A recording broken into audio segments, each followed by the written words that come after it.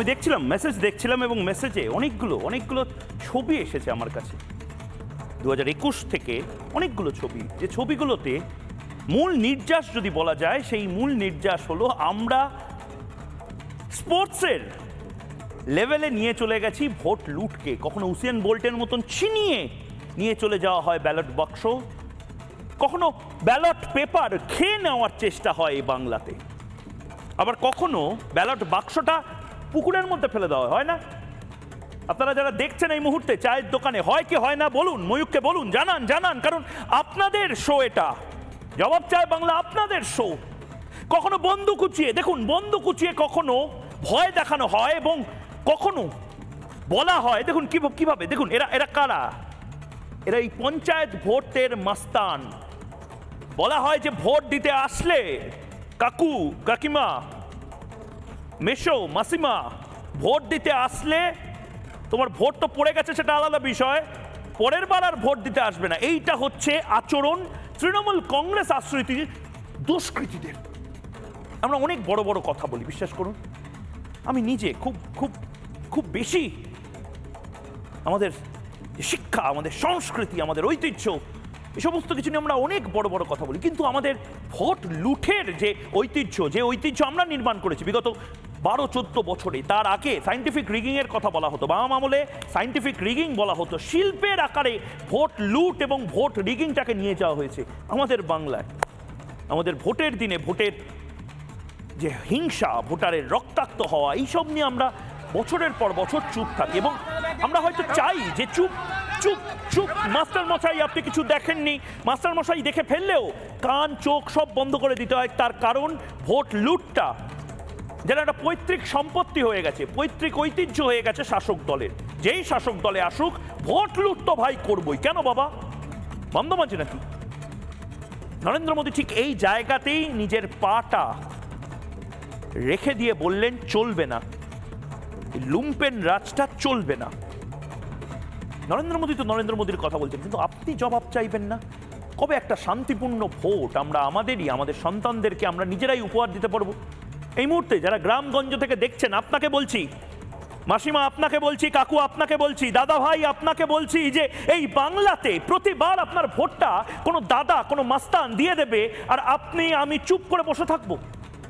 এবার আপনি আমাকে বলতে পারেন ময়ূকদা চুপ করে না বসে থাকলে কি করব? তার কারণ ওদের হাতে আছে বোম, ওদের হাতে পিস্তল আছে, ওদের হাতে পুলিশ আছে, ওদের হাতে পঞ্চায়েত সমিতি আছে, ওদের হাতে সরকার আছে, ওদের হাতে শেখ শাহজাহানও আছে।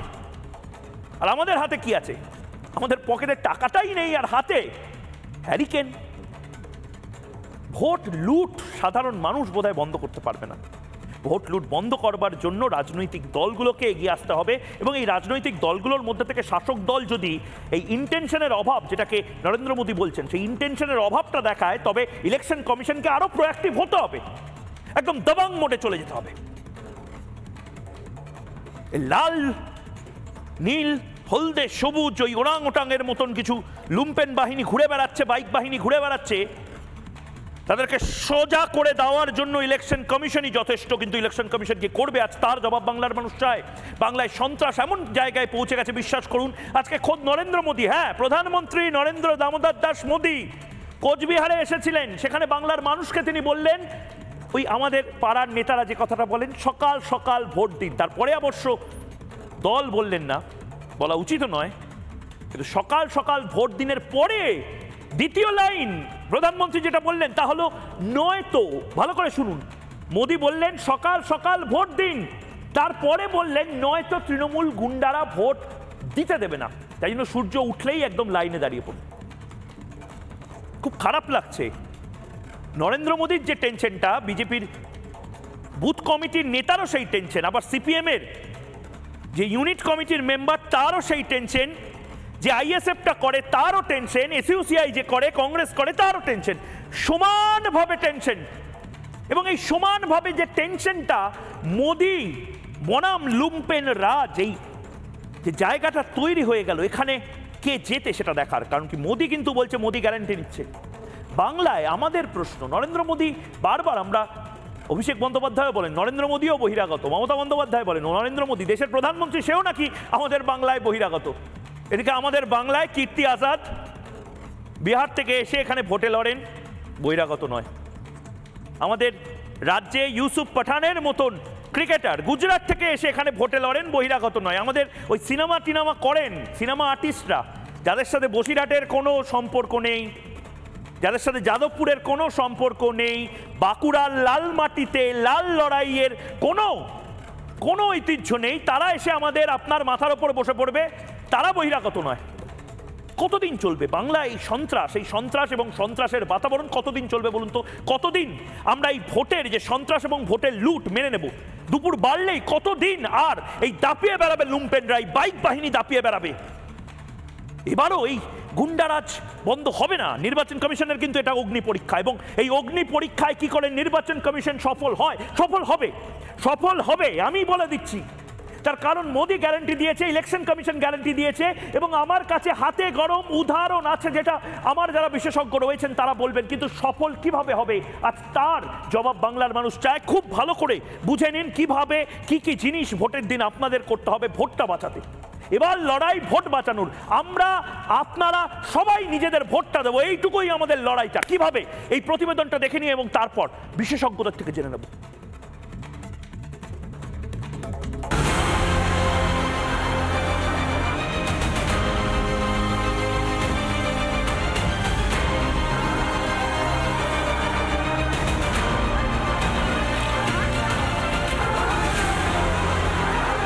বাংলায় ভোটের সঙ্গে হিংসার ছবিটা যেন সমার্থক হয়ে গিয়েছে।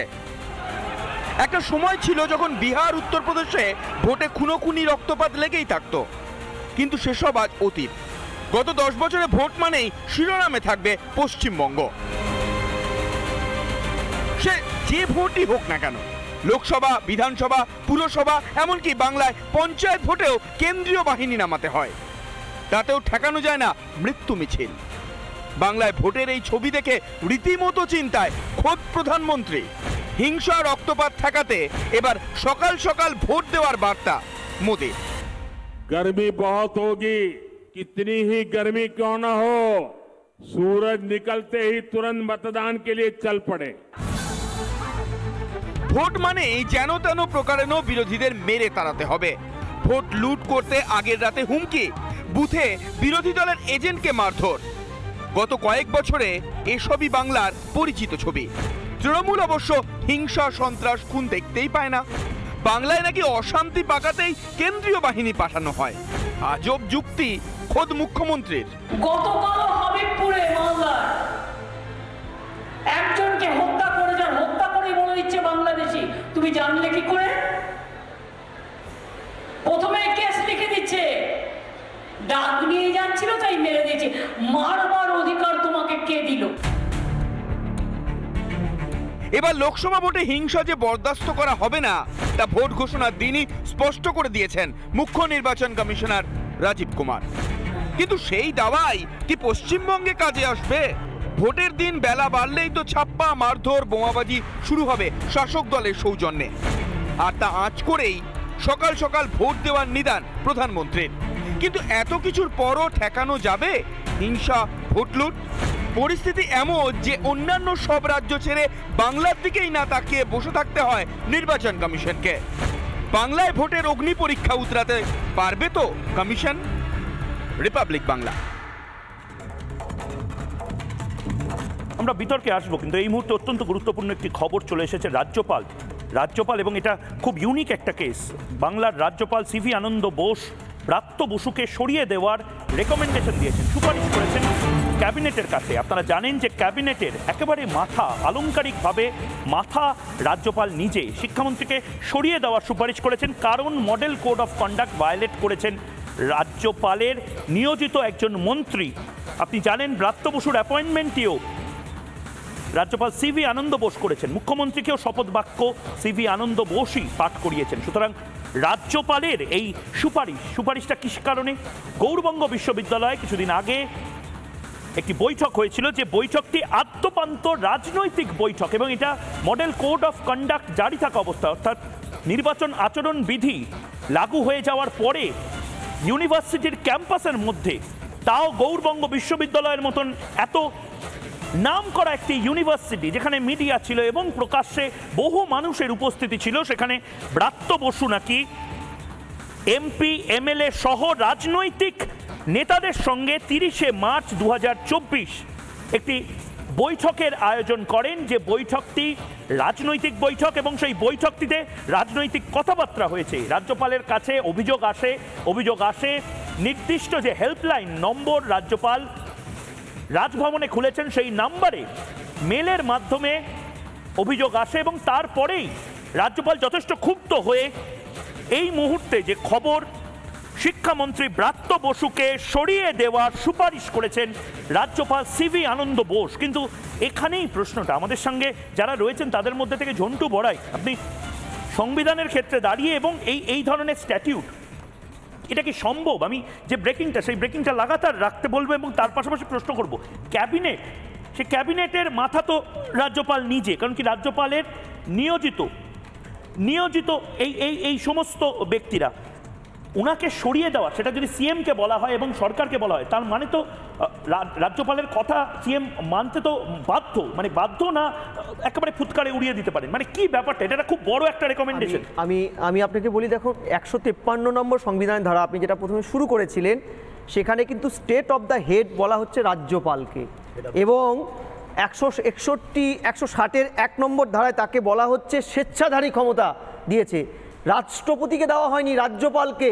তিনি কিন্তু সন্দর্পণে সংখ্যাগরিষ্ঠ একটি সরকারের ক্যাবিনেটের সব পরামর্শ মেনে চলতে বাধ্য নন, বরং উনি মুখ্যমন্ত্রীকে ডেকে, যে ক্লজটা উনি অ্যাড করেছেন, মুখ্যমন্ত্রীর ক্যাবিনেটের কোনো মন্ত্রী বা একাধিক মন্ত্রীর দুর্নীতি, স্বৈরাচারিতা বা অন্য অনুষঙ্গ নিয়ে প্রশ্ন করতে পারেন, তাকে সরানোর জন্য তাকে রেকমেন্ড করতে পারেন, ধমকাতে পারেন, ক্যাবিনেট ডিসলভ করে দিতে পারেন। না, এটাকে আপনি আইনগতভাবে বলছেন, মানে আমি বোঝার চেষ্টা করছি, বাংলার রাজ্যপাল একজন মন্ত্রীকে, সে শিক্ষামন্ত্রী, তাকে সরিয়ে দেওয়ার সুপারিশ করছে।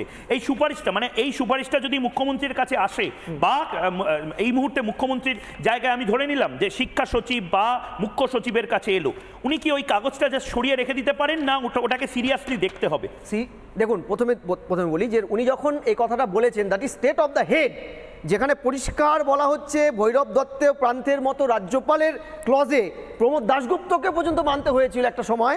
আমি আপনাকে বলি, decision of the government is the discretion shall be final. এই ফাইনাল টার্মটায় ক্যাবিনেটের হেড হিসাবে প্রশাসনিক প্রধান মুখ্যমন্ত্রী মানতে বাধ্য। দ্বিতীয় ক্লজ, যদি কোনো কারণে ধরুন ভায়োলেট করলো, সেক্ষেত্রে কিন্তু জনপ্রতিনিধিত্ব আইনের ক্লজ মেনে রাজ্যপাল আরেকটি সাংবিধানিক বোর্ড, যেই বোর্ডের আয়ত্তাধীনে এই মুহূর্তে ভারতবর্ষের প্রত্যেকটা প্রভিন্স, দ্যাট ইজ নির্বাচন কমিশনকে কিন্তু অ্যাকনলেজ করতে পারেন যে দেখুন এটা সিরিয়াস একটা অফেন্স করেছে।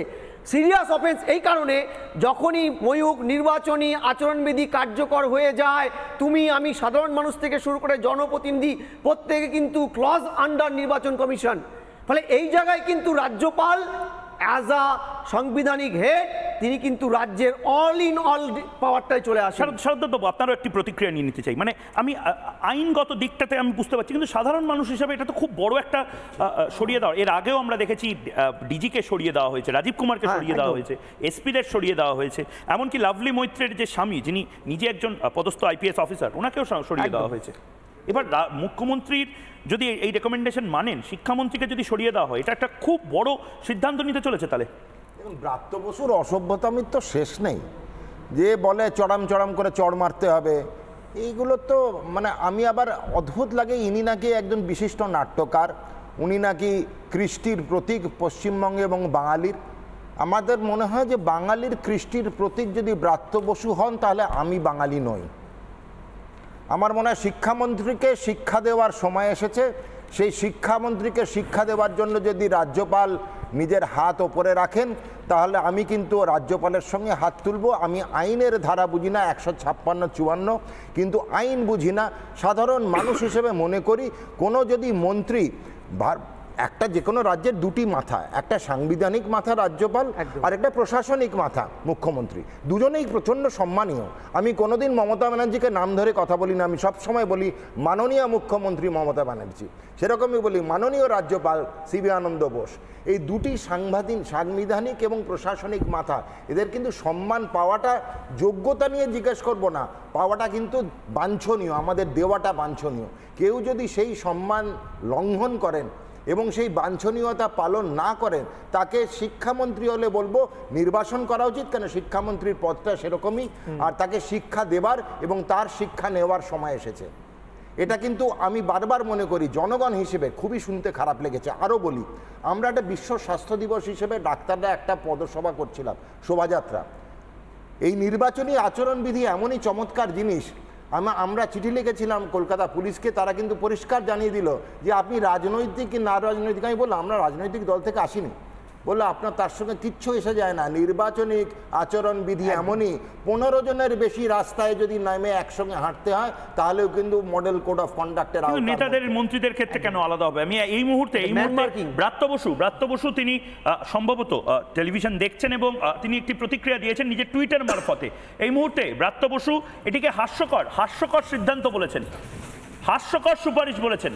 ব্রাত্য বসু শিক্ষামন্ত্রীকে সরানোর যে সুপারিশ রাজ্যপাল করেছেন, সেই সুপারিশকে এই মুহূর্তে লিখেছেন, this is as laughable as myself recommending the removal of the governor. অর্থাৎ তিনি বলছেন এটা ততোধিক হাস্যকর যতটা আমি নিজে শিক্ষামন্ত্রী হিসেবে রাজ্যপালকে সরিয়ে দেওয়ার কথা বলতে পারি। প্রেসিডেন্ট অফ ইন্ডিয়াকে আমি যদি বলি এখন রাজ্যপালকে সরিয়ে দেওয়া হোক, এগুলো ব্রাত্য বসু লিখেছেন। If I violated the poll code, it is the prerogative of the political party to bring it to the notice of the election commission of India. অবাস্তব কথা বলছেন হয়তো ব্রাত্য বসু, মানে অরিত্র। আমি শুধু, যেহেতু এটা খুব বড় ডেভেলপিং স্টোরি, আমি তোমার থেকে এটারও প্রতিক্রিয়া নিতে চাই।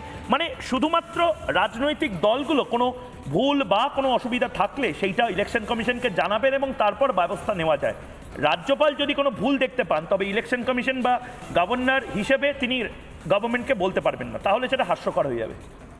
দেখুন, প্রথম কথা, এটা আপনি যে টুইটটা পড়লেন, এই টুইটটা সম্পূর্ণ বেসলেস এবং এই টুইটটার মধ্যে অযৌক্তিক কথা বলছেন। রাজ্যপালের ভেটো পাওয়ার আছে, যেটা প্রফেসর বলার চেষ্টা করেছিলেন, এবং এটা আজকে থেকে নয়, আমাদের একেবারে ইতিহাসেই সেই রেফারেন্স দেওয়া রয়েছে যে রাজ্যপাল চাইলে তিনি সুমোটো কগনিজেন্স নিতেই পারেন, কোনো অসুবিধার কিছু নেই।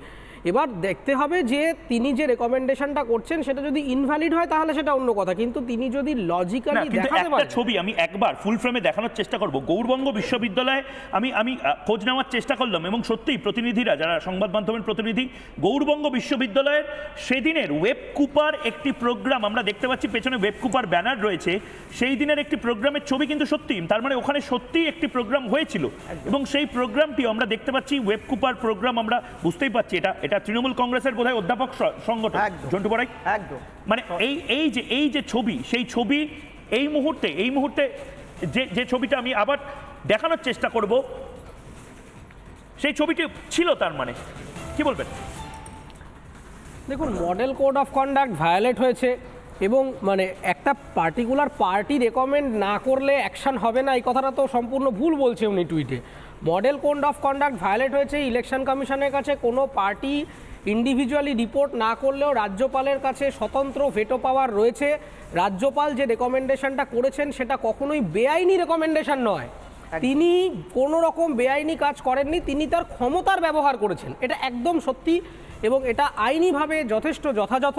এবং রাজ্যপাল যদি মনে করে থাকেন যে এই মুহূর্তে শিক্ষামন্ত্রী যা করেছেন সেটা তার যে নর্মস বা প্রোটোকলস আছে বা যে কোড অফ কন্ডাক্ট আছে সেটা ভায়োলেট করেছে, তাহলে অবশ্যই এই রেকমেন্ডেশন। এবং আমি একবার আমি জানি না পিসিআর এই মুহূর্তে দেখানো সম্ভব কিনা, কিন্তু আমি আমার মোবাইলে যে স্টিল ছবি দেখতে পাচ্ছি, যেখানে ব্রাত্য বসু হেঁটে যাচ্ছেন, আমাদের প্রতিনিধি ভাস্কর যে ছবি পাঠিয়েছে, সেখানে আমি দেখতে পাচ্ছি রাজ্য কনভেনশনের ছবি। এটি গৌড়বঙ্গ বিশ্ববিদ্যালয়ের রাজ্য কনভেনশনের ছবি, যেখানে পশ্চিমবঙ্গ কলেজ ও বিশ্ববিদ্যালয় অধ্যাপক সমিতির রাজ্য কনভেনশন। এবং আমি চেষ্টা করব হাইলাইট করে সেইটা দেখানোর। আমি পিসিআরকে বলবো এটা আমাদের কম্পিউটার থেকে দেখানোর জন্য। সেখানে লেখা আছে উদ্বোধকের নাম অধ্যাপক ব্রাত্য বসু, যিনি সভাপতি, শিক্ষামন্ত্রীও নন, সভাপতি এই সংগঠনের। অর্থাৎ একেবারে ক্লিয়ার হয়ে যাচ্ছে যে এটা শিক্ষামন্ত্রী হিসাবে, মানে কোনো ক্যাবিনেটেরও কোনো ডিসিশন ছিল না, তার মানে ঝন্টু বড়াই না, একদম পরিষ্কার কথা। না, ওয়েব কুপাটা কি? ওয়েব কুপা হচ্ছে সরাসরি তৃণমূলের একদম সরাসরি তৃণমূল চালিত অধ্যাপকদের, কলেজ বিশ্ববিদ্যালয়ের অধ্যাপকদের সংগঠন, এবং যেদিন এই অনুষ্ঠানটা হচ্ছে সেদিন বিভিন্ন চ্যানেল ইনক্লুডিং তোমার চ্যানেলেরও সেখানকার প্রতিনিধিদের যখন ধরা হয়েছিল তারা স্বীকার করে নিয়েছেন ইয়েস একটা অনুষ্ঠান হচ্ছে। আমি একটা কথা বলি, অমল মুখোপাধ্যায় যিনি সংবিধানের বিশেষজ্ঞ ছিলেন এখানে একটা ক্লজ অ্যাড করেছিলেন মানে আলোচনার মধ্যে ৭৪ নম্বর ধারা ৪২তম সংশোধনে রাষ্ট্রপতিকে যেখানে ক্ষান্ত করা হয়েছিল সেখানে কিন্তু পরিষ্কার রাজ্যপালের ক্ষেত্রে কোনো পরিবর্তন আনেনি এবং পরিষ্কার বলা হয়েছে there shall be a council of minister to aid and advise the government, কিন্তু এখানে কোথাও গভর্নমেন্টকে বাউন্ড করার কথা বলা হয়নি। অর্থাৎ গভর্নর কিন্তু ক্যাবিনেটকে পরামর্শ দেবেন এবং যদি মনে হয় সংবিধান বিরুদ্ধ হয়েছে, নির্বাচনের ক্লজ মেনে ইন্দিরা গান্ধীকেও নির্বাসিত হতে হয়েছিল। কিন্তু বাংলাতে কাকে নির্বাসিত হতে হবে আমি একবার সবার সাথে আলাপ করে দিই। শারদত্ত মুখার্জি যেরকম রয়েছেন, হাত তুলছেন, ডাক্তার শারদত্ত মুখার্জি বিজেপি মুখপাত্র, রাজপুত্র চন্দ্র রাজনৈতিক কর্মী রয়েছেন, ঝন্টু বড়াইক অধ্যাপক, অরিত্র অভিনেতা রয়েছেন এবং দীপাঞ্জন চক্রবর্তী প্রাক্তন ইন্টেলিজেন্স কর্তা রয়েছেন। সকলকে স্বাগত। এই যে নির্বাসিত করার কথা হচ্ছে, আমরা শারদত্ত বাবু শুরুতেই জিজ্ঞেস করছি যেটা নিয়ে আলোচনা করছিলাম, আমি একবার প্রধানমন্ত্রী নরেন্দ্র মোদী আজকে যে কথাটা বলেছেন, মানে প্রধানমন্ত্রী নরেন্দ্র মোদী এটা বলছেন না ভাঙড়ের আইএসএফ এর কোনো বুথ নেতা বলছেন, না যাদবপুরে সৃজন ভট্টাচার্যের যে ইলেকশনের এজেন্ট বলছে, না বালুরঘাটে সুকান্ত মজুমদারের কোনো বুথ সভাপতি বলছেন, বোঝা যাচ্ছে না। কারণ ওনাদের যে টেনশনটা সেটা দেশের প্রধানমন্ত্রীরও টেনশন, এবং সে কারণে প্রধানমন্ত্রী যিনি এতগুলো আসনে জিতবেন, বারবার বলা হচ্ছে যে সবচেয়ে বেশি ম্যান্ডেট বোধহয় প্রধানমন্ত্রী পাবে, তার অসহায় বলবো না হয়তো কিন্তু আতঙ্কিত কণ্ঠে এই কথাগুলো বাংলার মানুষ শুনুক। गर्मी बहुत होगी, कितनी ही गर्मी क्यों ना हो, सूरज निकलते ही तुरंत मतदान के लिए चल पड़े, सुबह सुबह ही मतदान कर दें। ये टीएमसी के गुंडे आपको वोट देने से रोकते हैं, पूरी हिम्मत के साथ खड़े हो जाइए। इस बार इलेक्शन कमीशन बहुत जागरूक है और इसलिए नीडर होकर वोट देने के लिए निकलना है। শারদত্ত বাবু, আমরা অনেক কথা বলি, আমরা বলি এই দেখো উত্তরপ্রদেশে কি হচ্ছে, এই দেখো গুজরাটে কি হচ্ছে, মণিপুর নিয়ে কেন কথা বলছে না। বাংলায় এসে ভারতের প্রধানমন্ত্রী এবং একটা বোধহয় রিজয়েন্ডার বা প্রতিবাদ করা যাবে না, তার কারণ অ্যাকচুয়ালি ভোট লুঠের, ব্যালট লুঠের, ইভিএম লুঠের ছবিগুলো আমি পিসিআরকে চালাতে বলবো যতক্ষণ আপনি বলছেন এই কথাগুলো, আপনার যুক্তিগুলো। একই কথা প্রধানমন্ত্রী শ্রী নরেন্দ্র মোদীজি যে কথাটা বললেন, একই কথা, সকাল সকাল ভোটদান, হোক না দেরি করে জলপান। এটাই আমার স্লোগান, এটাই আমাদের দলের স্লোগান, এটাই প্রধানমন্ত্রীর স্লোগান। আবারও বলবো, সকাল সকাল ভোটদান, হোক না দেরি করে জলপান। সবাইকে বলবো নিজের জলপান আগে, কারণ এটা তো আমার আপত্তি আছে। আমি না শারদত্ত বাবু, আমি ধরুন লেট রাইজার, আমি দেরি করে, আমি একটা ছুটির দিন পাচ্ছি, আমি দেরি করে, এটা কখনো হতে পারে? মানে এই জায়গাতে শারদত্ত বাবু রাজনৈতিক দলগুলো একটা সিস্টেম, একটা কালচার তৈরি করে রেখে দেবে যেখানে দুপুর 12টা 1টার পরে ভোট লুট হবে, এবং সে কারণে অরিত্র রাজপুত্র, মানে রাজপুত্রদের কল্যাণে, রাজপুত্রকে আর কি বলবো, অরিত্র আমি আপনার কাছে আসছি, কিন্তু অরিত্র সে কারণে আমাকে ঘুম থেকে উঠে লাইন দিতে হবে, মানে আমার জন্য গণতান্ত্রিকভাবে মমতা বন্দ্যোপাধ্যায়রা সরকারে যাচ্ছেন আর আমাকে ভোর 6টা 7টায় লাইন দিতে হবে, কারণ মমতা বন্দ্যোপাধ্যায়ের দলের কোনো শাহজাহান ভোটটা লুট করতে পারে। জলপানের আগে বলছি, ঝোঁক না দেরি করে ভাবুন। আসলে একটা সময় ছিল যে government is by the people, for the people, of the people. এখন হয়ে গেছে government is of the criminal, by the criminals, for the criminals. এই হচ্ছে ব্যাপার। মানে ক্রিমিনালরা যখন একটা মেন অপারেটিং গভর্নমেন্টের ব্যাকবোন হয়ে যাবে, তো তখন আপনাকে তো, আপনি যদি লাঠির সামনে না পড়তে চান, বন্দুকবাজদের সামনে না পড়তে চান, বোমা পড়বে, সেই স্প্রিংটার আপনার গায়ে পড়ে আপনার আহত হবেন, জখম হবেন, এইসব থেকে না বাঁচতে চাইলে আপনাকে ডেমোক্রেটিক রাইট যদি আপনি ফুলফিল করতে চান, তাহলে সকালবেলা ঘুম থেকে কারণটা হচ্ছে কি, তৃণমূল দলটা তো চালায় চোরটা গাঁট কাটারা, তারা হচ্ছে কর্মী, তারা রাত্রিবেলায় সূর্যাস্তের পরে পানীয় জল খান না, তারা অন্য কিছু পান করেন, তাদের সকালবেলা উঠতে একটু দেরি হতে পারে। আমাদের ওই উইন্ডোটা খুঁজে নিতে হবে, ওনাদের সকালে উঠতে দেরি হবে, ওনার রাত্র সূর্যাস্তের পরে জলপান করেন না, অন্য কোনো কিছু হয়তো পান করতে পারেন, সেই জন্য তারা সকালে উঠতে পারবেন না। যা ভোট দান সবাইকে বলবো সকাল সকাল ভোট দান, হোক দেরি করে জলপান। আমি হয়তো অনেক তৃণমূল কর্মী নেতা সমর্থক তারাও দেখছেন রাজপুত্র চিন্তায় পড়ে গেছে যে এবার সকাল সকাল যদি এত লাইন লেগে যায় তাহলে হয়তো তৃণমূলকে সকাল সকাল উঠতে হবে বুথ জ্যাম করার জন্য। কিন্তু হিরণকে তুমি চেনো, তোমার প্রাক্তন সহকর্মী, সিনেমাতে উনি অভিনয় করেছেন। হিরণ কি ফেস করছে দেখো, এবং ফেস করছে তোমাদের কারণে। ভোট দিতে পারেনি লোকেরা, হিরণকে ঘিরে ধরে বলছে এবার কি আমরা ভোটটা দিতে পারবো, তাহলে আপনাকেই দেবো। দেখুন একবার, দর্শকদের জানাই।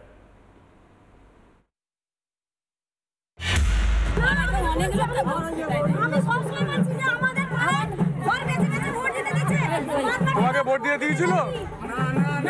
যখন ওদের লোক আছে, আমি যখন বলেছিলাম যে আমরা কেন ভোট দিতে পারবো না, আমাকে বাঁচক দিয়ে বলেছিল যে তোমাদের ভোট দিতে হবে না। পাড়ায় রাত্রেবেলা এসে বেঁচে বেঁচে কতগুলো ঘর ভোট দিতে বলে গেছে, আর আদার্স কাউকে ভোট দিয়ে এতগুলো ঘরের মধ্যে 6টা-7টা ঘর ভোট দিতে গেছে, আদার্স আমরা কেউ ভোট দিতে পারিনি। রাত্রেবেলা 25-30টা মোটরসাইকেল এসে সব কিছু নিয়েছে, আমাদেরকে ভয় দেখাচ্ছে তোমরা ভোট দিতে পারবে না, কারণ তোমরা বিরোধী পক্ষ। ভোট দিয়ে দিয়েছিল? আমাদের পাড়ায় আমাদের এই আমরা চাই এই ভোটটা যেন সুষ্ঠুভাবে আমরা যেন দিতে পারি, তারাই যেন না গন্ডগোলটা হয়, এটা যেন অনুরোধ। 150 ভোটার 50 ভোটার গেছে, 100 ভোটার ভোট দিয়ে দিয়েছিল? না না, আমাদের ভোট হয়নি। তোমাকে ভোট দিয়ে দিয়েছিল? না, কাউকেই দেয়নি। রাজপুত্র চন্দ্র, তোমরা নাকি এখন মানে তোমাদের দলের যারা কর্মীরা আছে তারা নাকি যারা ভোট ডিউটিতে আছে তাদের নাকি সবাইকে মানে তোমাদের হেড অফিস থেকে ওই নুন আর লেবু দেওয়া হচ্ছে। তোমরা নাকি এখন ব্যালট পেপার চিবিয়ে খাওয়ার জন্য এখন নুন লেবু দিয়ে অন্য কাজেও লাগে। মানে এবার কি খেলা দেখবো আমরা? এবার তো ব্যালট বাক্স নেই, এবার ইভিএম নিয়ে কি ওই উসিয়ান বোল্টের মতন দৌড় দেখবো? না ওই কেজিএফ সিনেমার মতন ভায়োলেন্স করে এবার ইভিএম। আরে সিরিয়াস রেখেছো নাকি? ভারতের প্রধানমন্ত্রীকে এসে এখানে বলতে হচ্ছে সকাল সকাল ভোট দিন। কেন আমি দুপুর 12টায় কেন ভোট দিতে পারবো না, 1টায় কেন দেবো না? আমি সমস্ত কাজ দেখো আবার পিসিআর কে বলবো রাজপুত্র চন্দ্র আমাদের সম্মানীয় অতিথি, আবার দেখানো হোক। একবার দেখালে হবে না, এসাদের ভাগ হবে না, বারবার দেখানো হোক। দৌড়টা দেখো, এই জিনিসটার কোনো মানে নেই। মানে তোমরা এমন একটা জায়গা রেখে দিয়েছো সেখানে যারা তোমাদের বিরুদ্ধাচরণ করবে তাদের জন্য শুধু 1 ঘন্টা 2 ঘন্টা সকালে ভোটটা দেওয়া যাবে, কারণ তোমরা নাক ডেকে যখন ঘুমাবে। ভোট দান সুনিশ্চিত করার দায়িত্ব হচ্ছে ভারতীয় আমাদের ইলেকশন কমিশন। আর বাকি তোমাদের কোনো কিছু তোমাদের কি দায়িত্ব? তোমাদের শেখ শাহজাহানরা যাতে সুনিশ্চিত থাকে সেই দায়িত্বটা তোমাদের, বাইক বাহিনী যাতে সুনিশ্চিত থাকে সেই দায়িত্বটা তোমাদের দায়িত্বটা কি বলতে দাও? মাথার উপরে বসে আছে, কোনো দায়িত্ব নেবে না। ভোট দানটা সুনিশ্চিত করার দায়িত্ব হচ্ছে ইসিআই এর। এবার আমি এটা কেন বললাম, হিরণদার যে প্রতিবেদনটা তুমি আমায় দেখালে তার পরিপ্রেক্ষিতে, আর রহিবাত নরেন্দ্র মোদী যে কথাটা বলছেন দুঃখের সঙ্গে জানাতে হচ্ছে এটাও একটি জুমলাই, অ্যাবসলিউটলি জুমলা। তার কারণ হচ্ছে এই ভদ্রলোক আমাদের সম্মানীয় প্রধানমন্ত্রী, তিনি বলেছিলেন যে 100 বিধায়ক মেরা টাচ মে হ্যায়। 21 से पहले বিজেপি বলেছিল, উনি বলেননি, তবে উনি বলেছিলেন 100 বিধায়ক মেরা টাচ মে। আর বিজেপি বলেছিল 21-এর আগে নাকি সরকার ভেঙে যাবে। এরকমই কথা এখনো 26-এর সময় ওরা বলছে যে 26-এর আগে নাকি সরকার ভেঙে যাবে। বাজে কথা, বারবার এই জুমলা শুনেছি, আবারও শুনছি, একই স্ক্রিপ্ট। ভোট লুটটা কি জুমলা? ভোট লুটটা কি জুমলা? সম্পূর্ণ ভোট লুটটা জুমলা। ওটার মধ্যে কি আছে?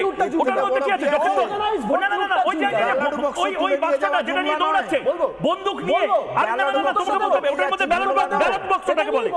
তুমি ব্যালট বক্স হয় চেনো না, তুমি ভাবছো হয়তো জয়নগরের মোয়া নিয়ে দৌড়াচ্ছে। তুমি হয়তো আরে উত্তর ছাড়া তুমি আগে বলো ওটা কি নিয়ে দৌড়াচ্ছে, তুমি আগে বলো কি নিয়ে দৌড়াচ্ছে। আরে তুমি আগে বলো এটা দৌড়াচ্ছে কি নিয়ে দৌড়াচ্ছে। নিশ্চয়ই দেখতে পাচ্ছি দৌড়াচ্ছে। হ্যাঁ তা বলো, উত্তরটা দিই। তোমরা এই জায়গায় নামিয়ে এনেছো বাংলাকে, মহা মুশকিল। উত্তরটা দাও। হ্যাঁ উত্তরটা দাও, কিন্তু পয়েন্টটা দাও। কথা হচ্ছে এই জিনিসটাকে যেটা বলা হচ্ছে যে অর্গানাইজড ভোট লুট হচ্ছে, সেইটাকে জুমলা বলছি। ভোট তো কেউ না কেউ কোথাও না কেউ বুদ্ধ করে করেইছে। সেটা জুমলা নয়। আরে বাবা সেটা জুমলা নয়, পার্টিতে জুমলা করে ভাই, অর্গানাইজড পার্টিতে করা হয়নি। এটা অর্গানাইজড ভোট লুট করা হয়নি। এটা অর্গানাইজড জুমলা। যদি সেটা হতো তাহলে ইলেকশন কমিশন রি-ইলেকশন করাতো। ইলেকশন কমিশন যদি রি-ইলেকশন না করে, ইলেকশন কমিশন যদি রি-ইলেকশন না করে, আমি কি এটা নিয়ে কথা বলা? ভারতবর্ষের একটি রাজ্য আছে পশ্চিমবঙ্গ, সেখানে একটি ব্যালটে ইলেক্টোরেটের থেকে বেশি ভোট ঢুকে গেছিল। এরকম জুমলা কোথাও হয়নি সন্দেশখালিতে আমি কার ব্যর্থতা দেখো ব্যর্থতা ইলেকশন কমিশনের ব্যর্থতা সবসময় এনফোর্সমেন্ট ডিরেক্টরেট সিবিআই ইডি তোমাদের কোনো ব্যর্থতা নেই তোমরা শেখ শাহজাহান অ্যাওয়ার্ড নিয়ে বাড়িতে ঘুমাবে অরিত্র বলুক তারপরে আমি দীপাঞ্জন বাবুর কাছে কমিশনের দায়িত্ব ঠিক কথা কিন্তু আমাদের জানতে হবে এই যে কেন্দ্রীয় বাহিনীগুলি আসে আমাদের ইলেকশন কমিশনের ফরম্যাটটা হচ্ছে প্রথমত ইলেকশন কমিশনের নিজস্ব কোনো পুলিশ বা বাহিনী হয় না তারা সবসময় যে স্টেটে যায় সেখানকার প্রশাসনের সাথে কোলাবোরেট করে ইলেকশনটা করে এবং কেন্দ্রীয় বাহিনীও যে আসে সেই কেন্দ্রীয় বাহিনী নিজে সবসময় স্বতঃস্ফূর্তভাবে অপারেট করতে পারে না তাদেরকে কিভাবে অপারেশন করানো হবে সেইটা সম্পূর্ণ স্টেট অ্যাডমিনিস্ট্রেশনের কাছে থাকে এবং এই যে অর্গানাইজ ক্রাইম যদি না হতো আমি যদি ধরে নিই যে এটা আনঅর্গানাইজভাবে বিক্ষিপ্ত দু একটা ঘটনা হয়েছে অন্তত 50টা খুনের খবর পাওয়া গেছে পোস্ট পোল ভায়োলেন্সে পঞ্চায়েতে অন্তত 50টা তার বেশি হতে পারে তাহলে এইটা একটা আনঅর্গানাইজড ক্রাইমেই যদি 50-55টা খুন হতে পারে তাহলে যদি অর্গানাইজড হয় তাহলে তো দেশ তো মনোমালিন্যের শিকার হয়ে যাবে অরিত্র জাস্ট কদিন আগে 5টা রাজ্যে ভোট হয়েছে কটা খুন হয়েছে আরে খুন সেখানে কিন্তু কটা নোক দিয়ে বিজেপি হেরেছে কটা আঁচড় লেগেছে রাজপুত্র বলো তো উত্তরপ্রদেশে উড়িষ্যায় মণিপুরে মিজোরামে কেরালায় তামিলনাড়ুতে নোক দিয়ে কটা আঁচড় লেগেছে নোক দিয়ে কটা আঁচড় কে কাকে মেরেছে শাসক দল বিরোধীদের মেরেছে বিরোধীরা শাসক দলকে মেরেছে দেখো কি বাংলাকে বানিয়ে রেখে দিয়েছে আমি বাইরে রাজ্যে যাচ্ছি না বলবে মঙ্গল গ্রহে চলে যাচ্ছি শুধু আমি একটা না মঙ্গল কেন তুমি জুপিটারেও যেতে পারো আপনাদের পার্টির নেতা দুধ কুমার মন্ডল বলেছিল হাত কেটে দেবো যদি ধরেও নিচ্ছি যে তৃণমূল কংগ্রেসের বিভিন্ন নেতারা এই ধরনের মন্তব্য করে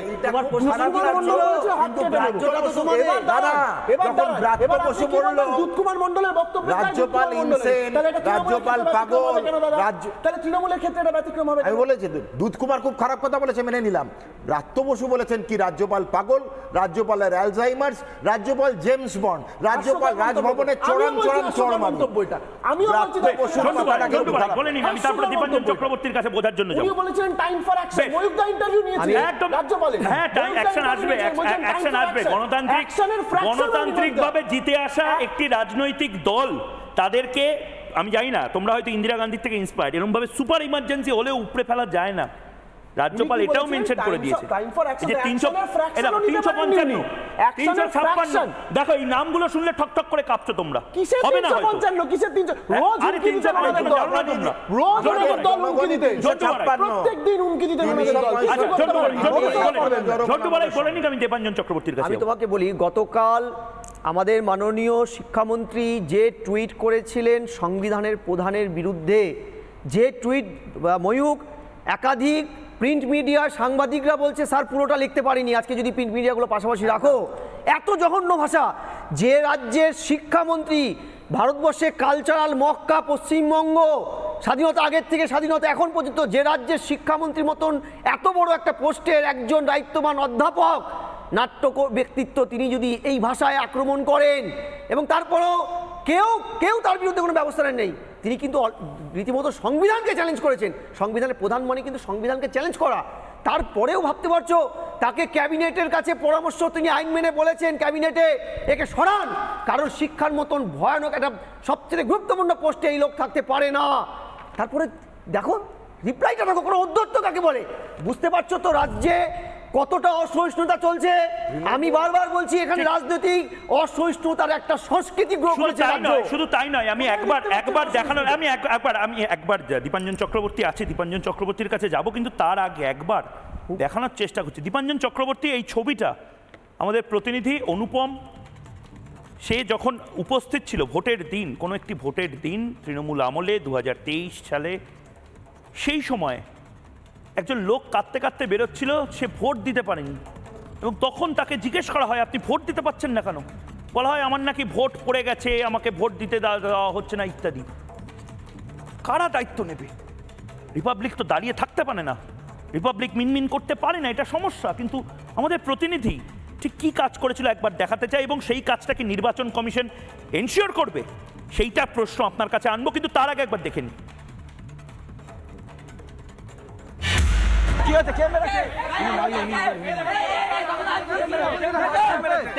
কখন দিলাম কাকে মারলাম দেখেছেন আপনি কখন দেখেছেন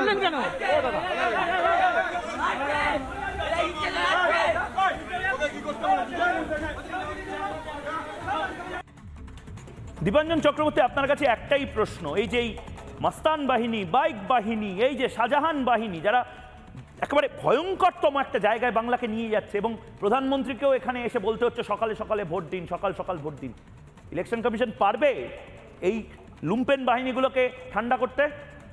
দীপাঞ্জন চক্রবর্তী। দেখো ময়ূক, আমি 33 মিনিট ধরে শুনেছি, একটা শব্দ করিনি। আমি আশা করব আমি যখন বলবো কেউ কোনো রকম বিরক্ত করবে না। আমি কিছুদিন আগে জানিয়েছিলাম যে আমি খুব সুনির্দিষ্টভাবে বেশ কিছু পরিকল্পনা আমার হিসাবে, একজন নাগরিক হিসাবে, এবং যেহেতু আমার অন গ্রাউন্ড এই কাজ করার অভিজ্ঞতা আছে, সেই হিসাবে আমি কোনো জায়গায় পাঠিয়েছিলাম অ্যাপ্রোপ্রিয়েট ফোরামে। সেখানে কতগুলো খুব সুস্পষ্ট রয়েছে এবং আমি গ্যারান্টি দিয়ে বলছি সেই 5টা 6টা যদি আমরা করতে পারি তাহলে নির্বাচন অবাধ হবে, না হলে এটা আবার আরেকটা প্রহসন হবে। এক, খুব ক্লিয়ার, সিআরপিসি নতুন করে কোনো আইন প্রণয়ন করতে হবে না। Criminal procedure code of India, CrPC তে 2টো ধারা আছে, 107 and 151, দুটোই হচ্ছে প্রিভেন্টিভ অ্যাকশন। এবং মডেল কোড অফ কন্ডাক্টে এটা খুব ক্লিয়ারলি বলা আছে যে ইলেকশন পুরো প্রসেসটা 3টে ভাগে ভাগ করা, একটা প্রি পোল, একটা ডিউরিং পোল আর একটা পোস্ট পোল। প্রি পোলের সব থেকে ইম্পর্টেন্ট এই প্রিভেন্টিভ অ্যাকশনে 107, 151-তে থানা ওয়াইজ যতগুলো হিস্ট্রি শিটার আছে, যাদের বিরুদ্ধে অলরেডি পেন্ডিং কেস হয়েছে, এফআইআর ইমপ্লিমেন্ট হচ্ছে না, যারা জেল খেটে এসেছে এখন বাইরে, অথবা ম্যাজিস্ট্রেট যাদের মনে করবে যে এরা শান্তি ভঙ্গ করতে পারে, তাদের মিনিমাম 3 সপ্তাহের জন্য অ্যারেস্ট করতে পারে এবং এদের বেল হয় না, যেহেতু এটা প্রিভেন্টিভ অ্যাকশন। এবং এই সমস্ত থানা থেকে ধরে ধরে এই যত লাল চুল কানে দুল মোটরসাইকেলওয়ালা আর যে এসইউভি ওয়ালা রয়েছে, যারা ওই মোটা সোনার চেন, গরু বাঁধার সোনার চেনের মতো পরে ঘুরে বেড়ায়, পুরো বাংলায় আমাদের হিসাব মতো 2,500 থেকে 2,500-3 হাজারের মতো এসইউভি ওয়ালা আছে। তাদের পেছনে থেকে এই মোটরসাইকেলওয়ালা 1,000-6,000। তুমি যদি এসইউভি ওয়ালাদের যদি এই 5-7 এপ্রিলের মধ্যে প্রিভেন্টিভ অ্যারেস্ট না করা হয়, তাহলে নির্বাচনে এই যে একটু আগে একজন বললেন যে আগের রাতে সে ধমকি দেওয়া, সেটা বন্ধ হবে না। নাম্বার 1, ওই 2,500-3 হাজার যে এসইউভি ওয়ালাকে যদি অ্যারেস্ট করে, এবং তার প্রভিশন রয়েছে আইনে, এবং প্রত্যেকটা লোক কিন্তু এরা হিস্ট্রি শিটার, এবং এটাকে ইমপ্লিমেন্ট করতে হবে ইলেকশন কমিশনকে। পশ্চিমবঙ্গের দলদাস পুলিশকে আমি বিশ্বাস করি না। সেকেন্ড, প্রত্যেকটা, এবং এটাও মডেল কোড অফ কন্ডাক্টে রয়েছে, ইলেকশনের দিন, পোলিং এর দিন, যে কোনো নাগরিক, যে কোনো পুলিশের লোক অথবা যে কোনো কেন্দ্রীয় বাহিনীর লোক, তারা যে কোনো মানুষকে চ্যালেঞ্জ করতে পারে, এবং আইন অনুযায়ী সবাইকে কিন্তু নিজেদের ভোটার আই কার্ড নিয়ে ঘোরা উচিত। এবং যদি দেখা যায় যে সেই ব্যক্তি সেই বিধানসভার ভোটার নয়, অন্য বিধানসভার, তাকে সঙ্গে সঙ্গে পুলিশের হেফাজতে দেওয়া, এবং পুলিশ ওই 107-51-তে তাকে প্রিভেন্টিভ অ্যারেস্ট করে রেখে দেবে till counting. 3 number, implementation of, যেটা বলছিলেন যে maximisation of central paramilitary force, যেটা আমি আগে বলেছি। সেন্ট্রাল প্যারামিলিটারি ফোর্সের স্মলেস্ট ইউনিট হচ্ছে 8 জনের একটা সেকশন। না, এটা নিয়ে আমার একটা বক্তব্য আছে। সেন্ট্রাল প্যারামিলিটারি ফোর্স, তারা যদি, যেটা বারবার অনেকে এটাও প্রশ্ন করছেন যে চিড়িয়াখানার পাশ দিয়ে তাদেরকে রুট মার্চ করানো হচ্ছে এবং কলকাতা পুলিশের অফিসাররা সামনে দাঁড়িয়ে রুট মার্চটা করছেন। আরে দুদিকে যে গলিগুলো রয়েছে, সেই গলিগুলো যদি না চেনানো হয়, বা সেই গলিগুলো যে সেন্সিটিভ, সেগুলো কারা ঠিক করবে? সেন্ট্রাল ফোর্স, যিনি কাশ্মীর থেকে যে জওয়ান আসছে, তিনি ভাঙড়ে এসেই তো বুঝতে পারছেন না যে পোলের হাটে কোন জায়গাতে কখন সবচেয়ে ভয়ঙ্করতম হয়ে ওঠে। একটু বলতে দাও ময়ূক, ব্যাপারটা হচ্ছে খুব ক্লিয়ার। এটা কিন্তু একদম ভুল ধারণা। কোথাও লেখা নেই মডেল কোড অফ কন্ডাক্টে বা প্যারামিলিটারি ফোর্সের, সেন্ট্রাল ফোর্সের জন্য যে তাকে এসপি নিয়ে যাবে, কনসার্ন এসপি কোঅর্ডিনেট করবে। কিন্তু সেই officer, central paramilitary force officer, সে নিজেও প্রপোজাল দেবে যে প্রথম তার যে বেস ক্যাম্প, সেখান থেকে প্রতি কটা বুথ এবং তার জিপিএস কোঅর্ডিনেট প্রত্যেক অফিসারের কাছে থাকা উচিত, যাতে ভোটের দিন যখন ঝামেলা হবে, যে সেন্ট্রাল প্যারামিলিটারি ফোর্সের কিউআরটি যাতে সঠিক সময়ে পৌঁছাতে পারে, লোকাল পুলিশ তাকে যাতে বিভ্রান্ত করতে না পারে। নাম্বার 2, যেটা আমি বলছিলাম, কথা আটকে গেল, যে কি হয়, এই যে 8 জনের যে সেকশন, আইন অনুযায়ী 4 জন বা হাফ সেকশনের নিচে একটা বুথে থাকতে পারে না। যেখানে খেলাটা খেলে লোকাল পুলিশ, যে একটা বিল্ডিং এ যদি মাল্টিপল 5টা বুথ হয়, প্রত্যেকটা বুথে কিন্তু একটি পুরুষদের লাইন, একটি মহিলাদের লাইন, 5টা বুথ একটাই স্কুল বিল্ডিং এ, তার মানে 10খানা লাইন। স্টেট পুলিশ বলে যে আপনারা হাফ সেকশন মাত্র 4 জন দিয়ে করে নিন, যেখানে প্রত্যেকটা বুথে 4 জন, মানে 5টা বুথে 20 জন হওয়ার কথা, সেখানে 4 জন। এই 4 জন কোনো মতেই 5টা বুথ সাইমালটেনিয়াসলি কন্ট্রোল করতে পারে না, 10টা লাইন।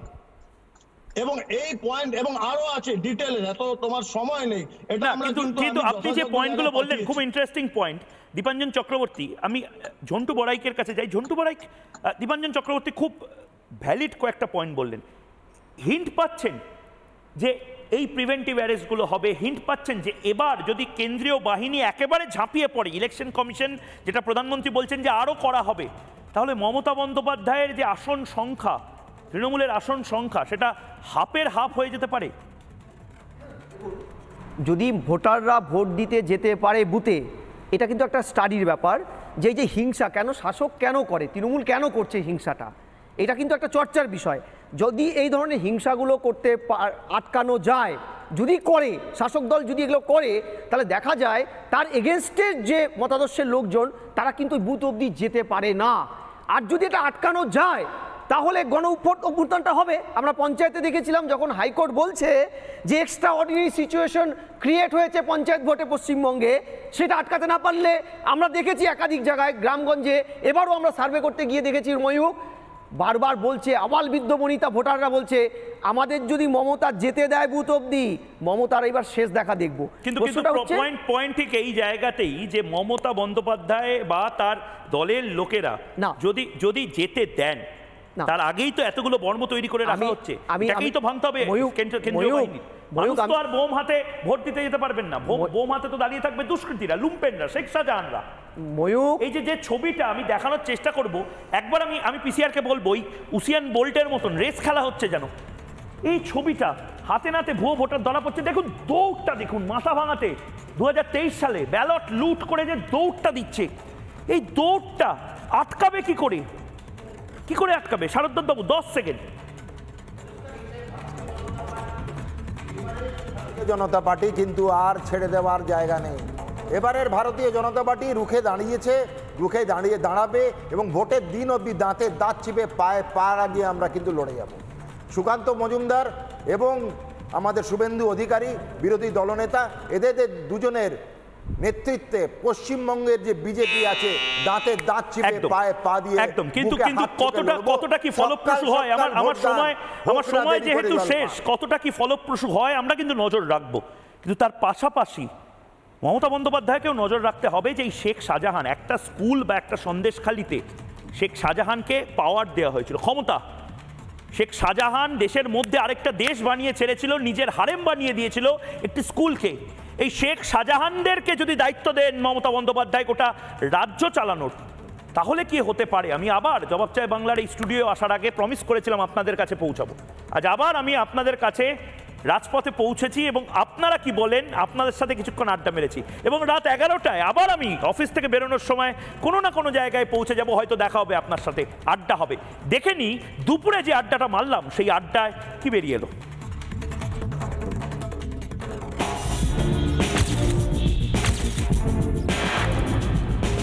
চলে এসেছি জবাব চায় বাংলা স্টুডিওর বাইরে রাজপথে এবং বাংলার মানুষকে প্রশ্ন করছি, যে প্রশ্নগুলো বাংলার মানুষ এই মুহূর্তে ভাবছে এবং আতঙ্কিত বোধ করছে। খবরে দেখেছি আসলে এই মুহূর্তে বাংলার মানুষকেই কয়েকটা প্রশ্ন জিজ্ঞেস করি। আপনি কি শাহজাহানকে চেনেন? শেখ শাহজাহানকে সন্দেশখালীর? হ্যাঁ, ওই খবরে দেখেছি, এই পিঠে বানানোর খবর, এই খবর ওই খবরে। এই শাহজাহানরা যা করছে এদের কি করা উচিত? এদের শাস্তি পাওয়া উচিত। শাস্তি কি পাবে? অবশ্যই পাবে। কেন পাবে? দাদা, শেখ শাহজাহানকে চেনেন? কে শেখ শাহজাহান? সন্দেশখালী এলাকার একজন ক্রিমিনাল শুনেছি। শেখ শাহজাহানরা যদি গোটা বাংলায় দাপিয়ে বেড়ায়, এদের হাতে যদি ক্ষমতা আসে, তাহলে কি হবে? আজ আপনার বাড়িতে মাঝরাতে হঠাৎ শেখ শাহজাহান যদি বেল বাজায়, সেটা তো মানে খুবই খারাপ। যার জন্য তো আজ পরিবর্তন দরকার, ইমিডিয়েটলি পরিবর্তন তো এসছে। 2011তেই তো মমতা ব্যানার্জি বলেছিলেন পরিবর্তন এসছে, তো তবুও সেই পরিবর্তন আসেনি। পুলিশ প্রশাসন যাদেরকে আছে মানে আর কি মানে ধরার কথা তাদেরকে ধরছে না।